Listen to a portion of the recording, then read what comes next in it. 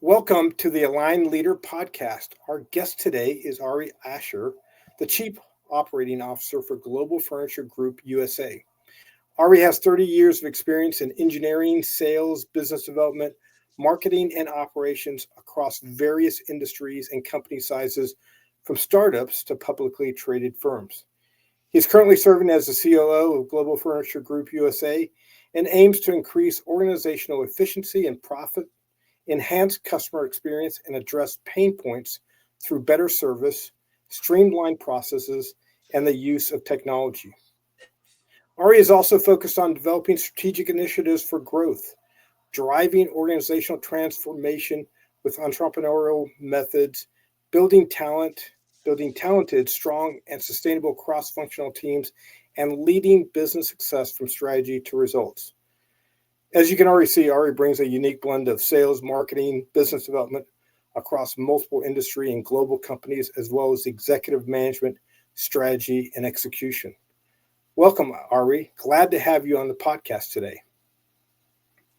Very happy to be here, Nick. Thank you for having me. Awesome. Let's So, get started. Let's get started. yes, sure. I want to start a little bit about yourself. We have some similarities. We're both mechanical engineers. We both served in the Army, and I want to give an unabashed push for hiring veterans. So tell me, how has your military leadership experience helped you throughout your civilian career? So, as you can see from the name, I wasn't born in the U.S. I was born far, far away in Israel, and I served in the IDF. So it's not exactly like veterans from the U.S. military, but definitely it is more common than not. Um, in Israel, you go to the military when you're a teen. You don't really have a choice, and then you need to choose your path. And I chose a path of a professional career. I served for 6 years, and then an additional 15 years in reserves. And I went to officers course. I'm a major, retired. So that's going to the military is not a choice, but whatever you choose to do during your service, how you choose to spend your time, that's definitely a choice you can decide. Um, so back to your question. Um Look, I mean, I'm a big believer in military service and how it helps you shape leadership and discipline, how it allows you to better understand process, follow process, analyze situations, make relatively quick decisions, right? Make decisions under pressure. So these are some of the things that you find yourself doing in the military, just because the environment is so demanding. And I really believe that people that are trained in a demanding environment are better operators at the end of the day. It's just you train in a stressful environment, you will be a better performer in any environment. That's my belief. Now, um, you know, the, it's not that the military is all good, right? It depends how many years you spend, what exactly you did, and how able you are to take the tools that you learned and apply them in a civilian setting. Um, because fortunately or unfortunately, people in a civilian setting are not used to taking orders, right? So it's less of a hierarchical leadership. It's more about leadership through example. And again, I didn't go through the exact same upbringing as you did in the military, but I would guess that you also learned that leading is first and foremost by example. Uh, Look at me, look at all the things that I'm doing. Hopefully, they're right things, and follow that. Um, it always works better for me than just telling people, this is what you need to do, and you need to do it because I said so. Yeah, I agree. And I think the military is one of the best leadership labs out there because, like you said, it's very easy to say, hey, go do this, go do that. But, what is leadership? Leadership is getting somebody to do something that they wouldn't ordinarily do if there was nobody watching them. So, and you brought out the idea of example, setting the example. I mean, servant leadership is the right way to do leadership because if if you just yell at people all day long, they're going to do the job because maybe they have to, but they're not going to give 150% every single day, and they're not going to wake up in the morning going, God, I can't wait to get to work. Can't wait to do some great things for my company or my clients or whatever that is. So Or for my manager for that matter. Yes, I totally agree with you. Look, I find that people that like you, uh, like is not probably not the right word, but people that appreciate you, they understand why you're making the decisions that you're making. They understand that you have a strong enough professional background. Uh, when you're making these decisions, they take a part in discussing things before a decision is being made. Uh, you would get a lot more buy-in from that group than just a group that, if you enter into a room and say, "Hey, here's a list of stuff I want you to do. I'll talk to you next time. Same time next week." It doesn't right, work like this. right, And even as a person, I wasn't born a COO. None of us is, right? So I grew up, with different types of managers, different types of commanding officers over the years. And I know which are the ones that I wanted to work for, that I came in and said, I want to do the right things because I'm looking up to this guy and this is what I want to be when I grow up. That's an example. That's it. That's the example we're talking about. yeah, absolutely, absolutely. And the other thing is, you know, the military puts you, especially as an officer, they put you, you're a leader all the time. It's not like, oh, I don't want to be a leader today, so I'm not going to be a leader today. No, people are watching everything you do all the time. But in the civilian world, you may graduate from college, you may be, the most knowledgeable person about whatever industry you're in, but that doesn't mean that you really know a whole lot about leadership. Yeah, you know how to do the job, but you know how to Yeah. really motivate people and listen to them. That's a skill that is not necessarily learned in college, and a lot of times, you said this. You had some leaders and managers that you know they they were in the position, they had the authority, but they weren't really ones that you wanted to emulate. And then you had others that you say, that's the type of leader I want to be because it's the right way to do things. So that's yeah, Yeah, yeah, for sure, for sure. I mean, it's definitely that. And by the way, I'm always telling my guys that work with me, right, so on. I said, look at your managers and learn the good stuff. Learn, what you need to do or you would like to do when you get promoted, when you find yourself in a leadership position. But at the same time, also learn all the stuff that you're looking at it and you're saying, you know what, I don't like this, and I wish my boss was a little bit different, because it's also important to know what not to do.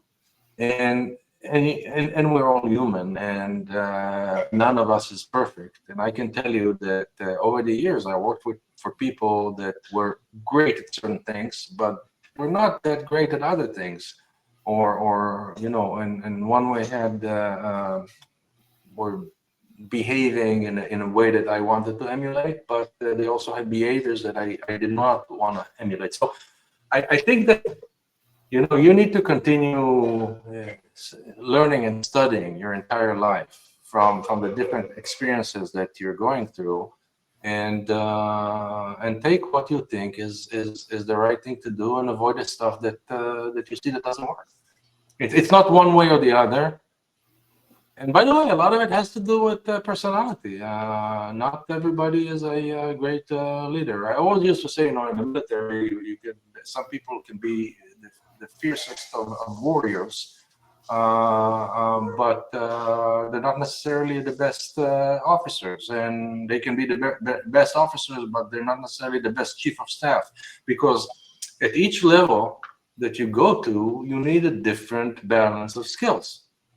Right. So, if you're able to evolve and learn and develop, that's that what when people talk about leadership development,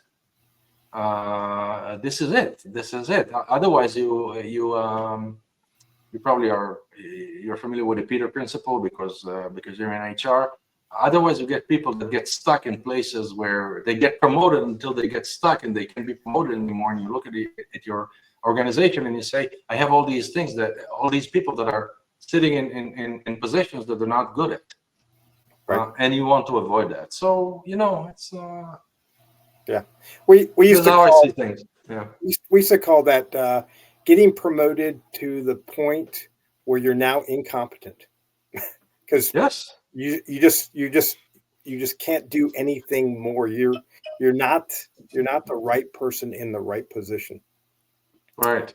And it's really about having the right people on the bus, but the people also need to sit in the right seats. It's Right. not enough to have the right people, because, look, I'm an optimist, and I think that most people want to do well, Yeah. and most people want to do good things. People are not evil by nature.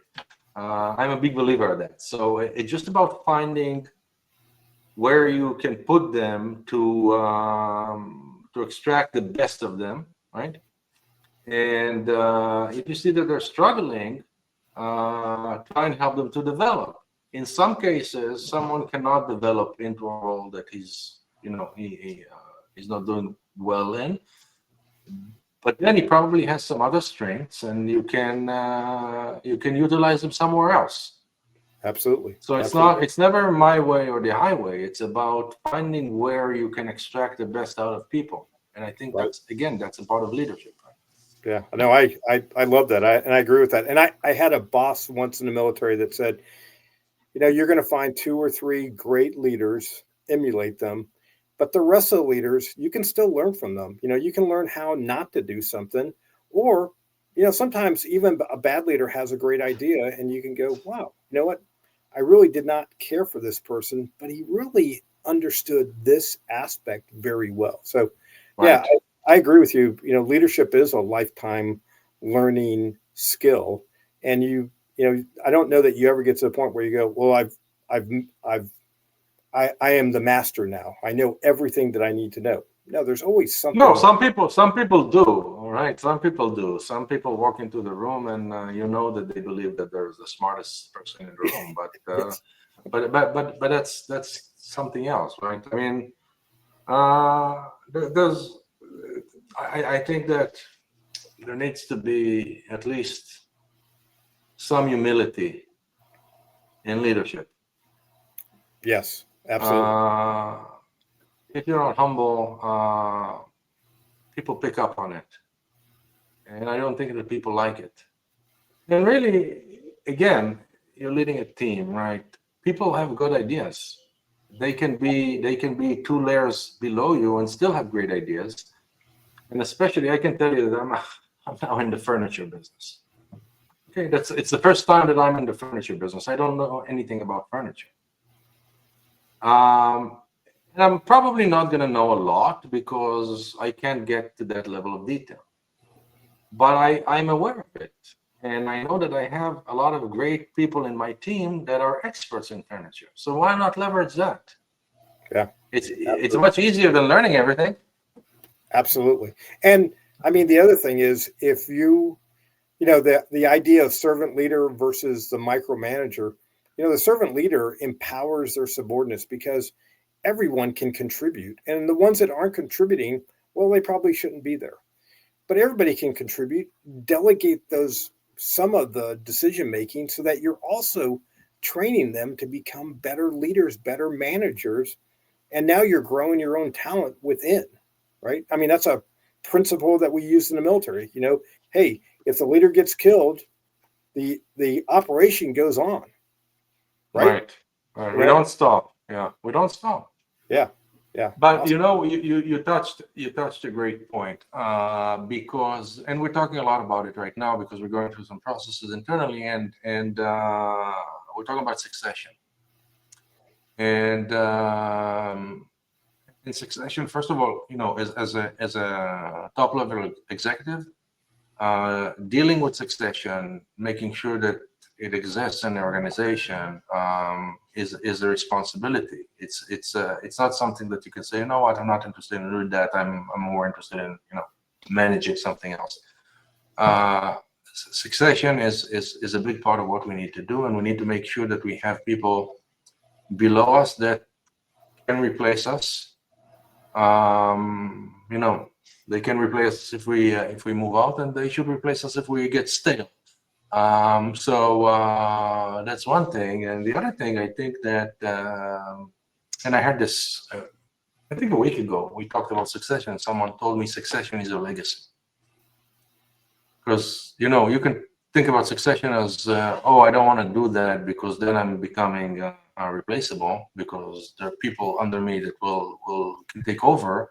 Or you can say, if I'm building a strong enough succession plan, that's the legacy that I'm leaving to this organization, that even if I'm not here, it can continue to thrive and grow and scale up. And maybe someone in 20 years will say, you remember that guy that was here and Yeah, he was working on building this, and maybe he had a part in us being more successful today. yeah, absolutely. And I also think that, hey, you're going to go on vacation, or you might get sick, or something else might happen, and if the organization crumbles the minute you're not there, you're not really the leader, right? So that's so I think Yes, that I think that's very important. it's a great point. It's a great point, and I'll tell you something, Nick, something else. I don't want to be in a position that if I want to take 2 weeks off, I can't take 2 weeks off and think that the place is going to fall apart. Right. I Right. want to be. I always said, I was much younger, and maybe I shouldn't have said that, but I said my style of management is laziness. People ask me what does that mean? Yeah. I said I want everything to work whether I'm there or not, so I can sit on a beach somewhere, drink a beer and not worry about the. So that's a spin on what you just said. Yeah. Yeah. I don't want to worry about it. Yeah. I mean, one of the things that we always said in the military was, hey, the true test of how good you were as a commander is after you left. If a year after you left, it's still running and humming and doing well, then you were a great leader. If the minute you leave, everything falls apart, well, then you really didn't train or develop your subordinates to continue the mission. So yeah, Yeah, interesting. I think it's very interesting in the military because people come and go. They have terms, so that's something that is really built into the system. You must make sure that you have a 2, 3, 4 year term, that you do what you do. Hopefully, you leave a better organization behind you when you leave than what you got. Yeah. But you need to make sure that it goes on with or without you. I think that this is something that in civilian life is a little bit better, different, because I think that many times people think that if they train people to replace them, they become dispensable, and in their mind, they're basically losing leverage.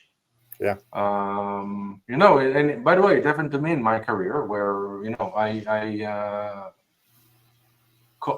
I became called dispensable because everything was working, and someone looked at the situation. We had to do downsizing in the company, and they looked at the situation and said, you know what, you're making the most money, and this place works with you or without you. So right, I could have kept everything very close to my vest and say, I'm doing something that no one else knows how to do. But you know what? I'm not. It's not for me. It's not interesting because it is about leadership. It is about developing the people under you. I'm also telling my guys, people that worked for me over the years, I'm saying, look, I hope that someday you'll get a big job, maybe my job, maybe a similar job or bigger job somewhere else. And what I would be most happy is that if sometime you talk to one of your reports and you say, you know what, I had a manager once that helped me to get to where I am. Yeah. Yeah. For me, that's an acknowledgement of my leadership. All the rest, it comes and goes. Yeah. Absolutely. Absolutely. Let's switch over a little bit and talk a little bit about your company, Global Furniture Group. I know Right. that they're based in Canada and you have the U.S. organization. Tell me a little bit about the Global Furniture Group, and then tell me a little bit about what you do here in the United States.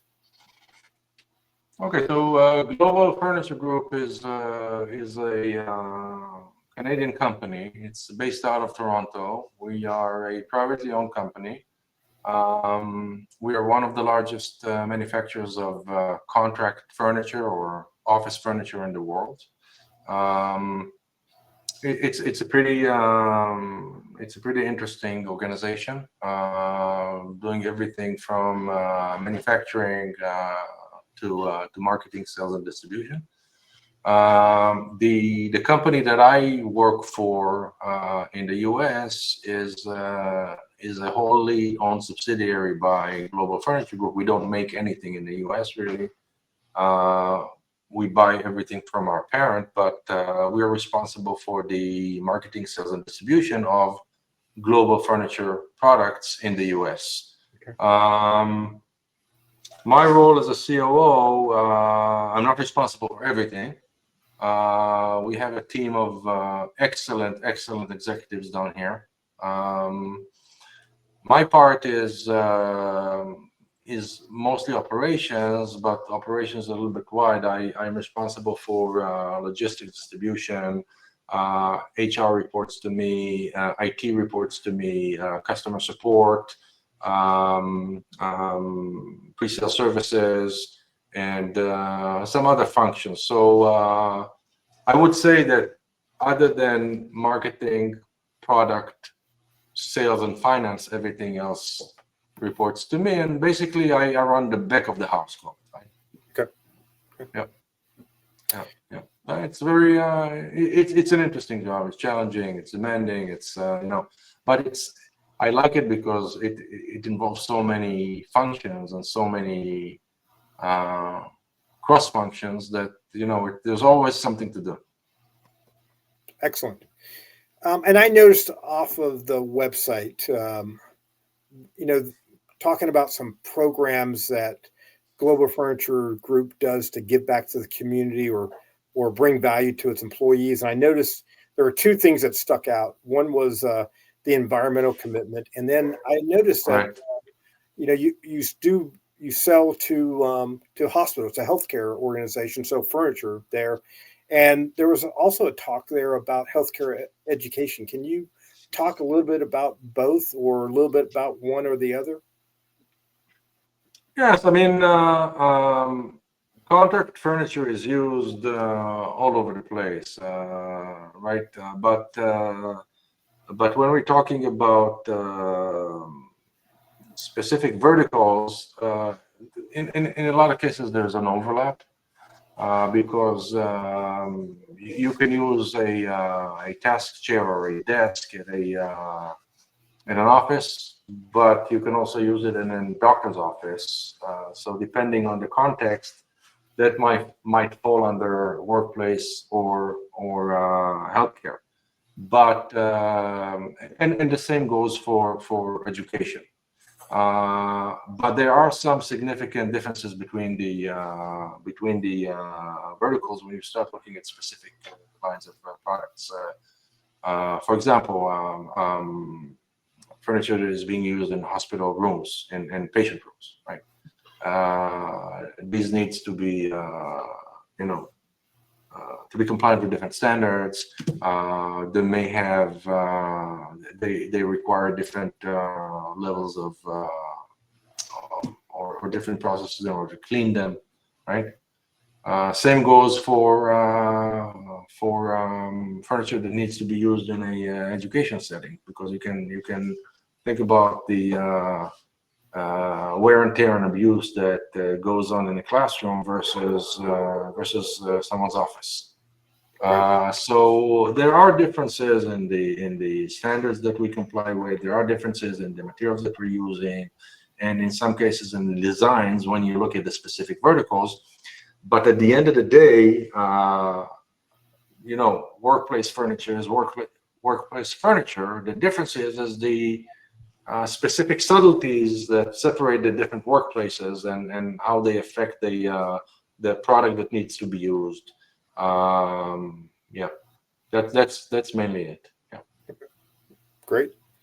Let's divert one more time and let's talk a little bit about talent management. Yeah. Does the company have challenges finding talent?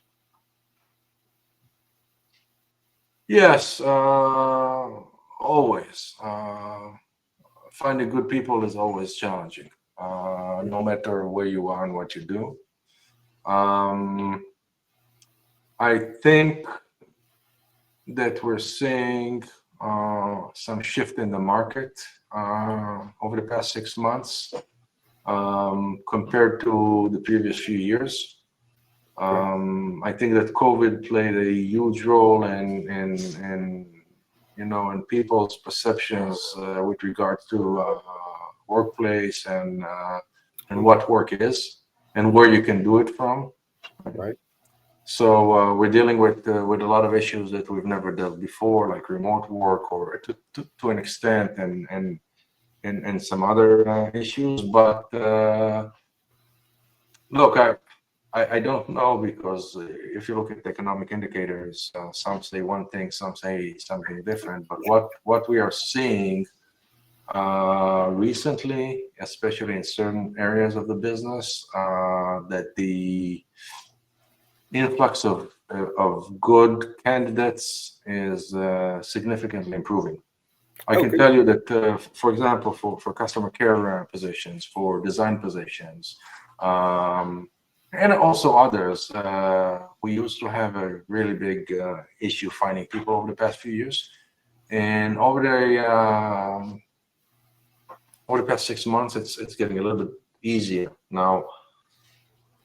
Again, if you look at some of the economic indicators, a lot of the people who we're talking to are telling us that their current companies downsizing, or um, I can't tell you for sure, but my gut feeling is, and maybe if we have this discussion in 6 months again, we'll have numbers to prove it. My gut feeling is something that's softening in the labor market right now. Okay.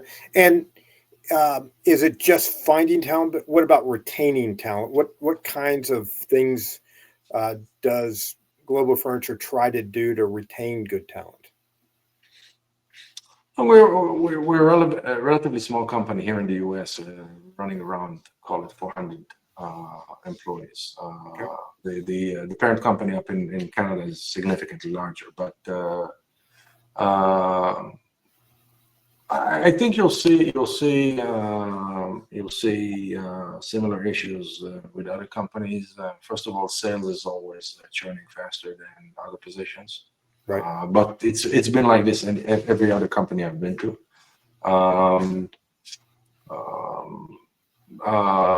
Entry-level positions are also churning faster than maybe higher-level positions.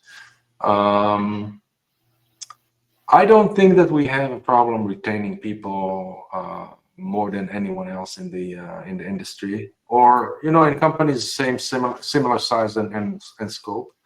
What I would tell you is that, and we're having a lot of these discussions at the strategic level, is work more around talent development, making sure that people see a path forward, understanding that if they excel in what they're doing, there are other opportunities in the company.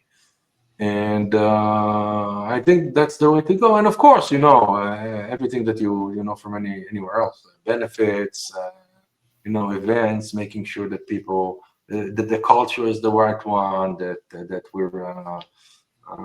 we're giving people the feeling that they belong. But yeah, I would say retention. My personal take on this is that people need to see a horizon. They need to understand they have somewhere to go, Yeah. and you need to continuously develop them. Right. And by the way, if they end up leaving and taking a better job in a better place, or in a better company, or just a better job, better paying job, more responsibility, so on, I'm the happiest guy in the world because I know I did something good for them. Right. Because that's a part. You talked about giving to the community.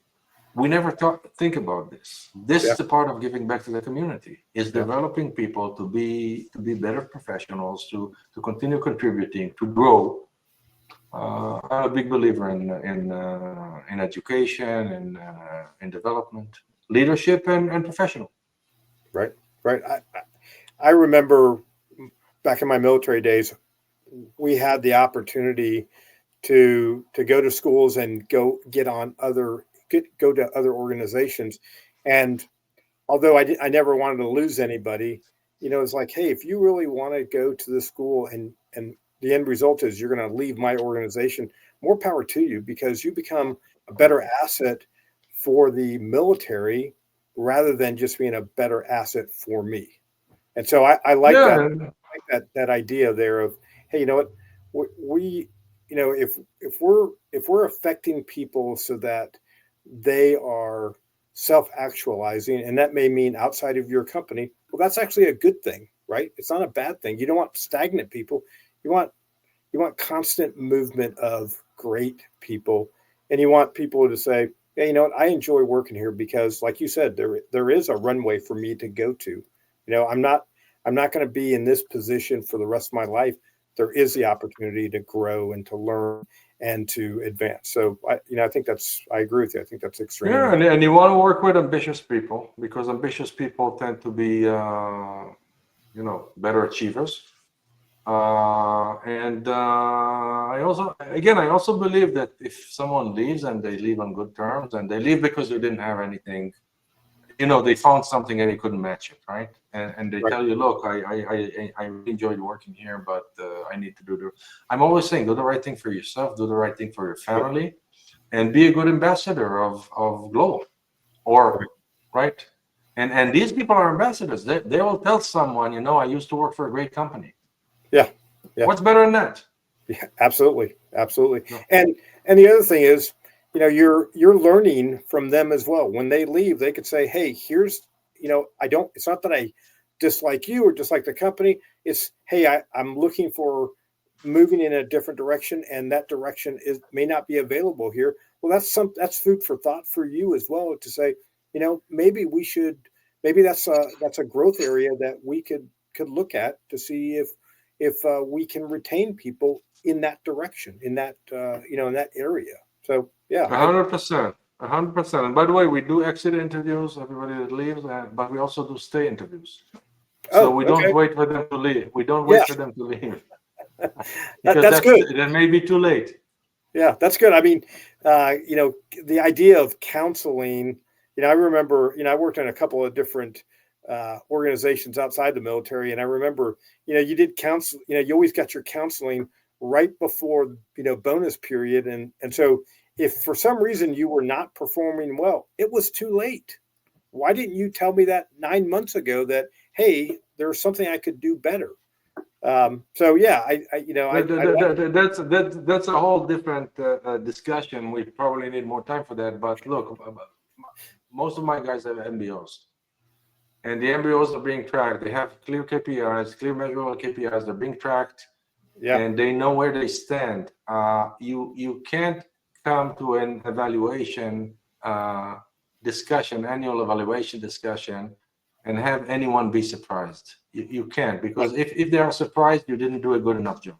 right, right. And Because by the they're way, you just lost a year. You just lost a year, because if they're great, you should have told them they're great, and if they are not, you should have done something to course correct. Because even from the company's perspective, you lost a year of performance. Right. Right. I mean, I always said, hey, you're writing your own evaluation every single day. You know, at the end of the year, yes, I'm going to write your evaluation, but it's going to be a summary of what you did for the last 365 days, not what you did in the last week. So that, Yeah. I think that's very important. I agree with you.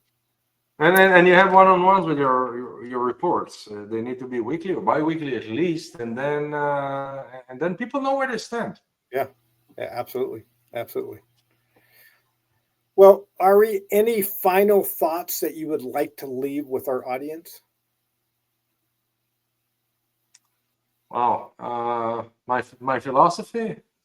No, I think we touched a lot of important things. I think that people that understand that leadership is example and leadership is about you can do the right things for your people and still do the right thing for the company. These are not two mutually exclusive things. Right. If you understand that, and this is how how you strategize, I think you will be successful. You'll have a successful company with relatively happy people, successful people that can leverage what they're doing here and take it to their next career or the next level in their career. And look, I think that this is the legacy we leave behind. Absolutely. Absolutely. Well, Ari, it has been an absolute pleasure chatting with you. I love the leadership discussion because that's also an area that's near and dear to my heart. For those of you watching this podcast, I hope you receive some great pearls of wisdom, and I hope that you will join me for my next podcast coming soon. Thank you. Thank you, Nick, and thanks for having me. Thank you. Appreciate it.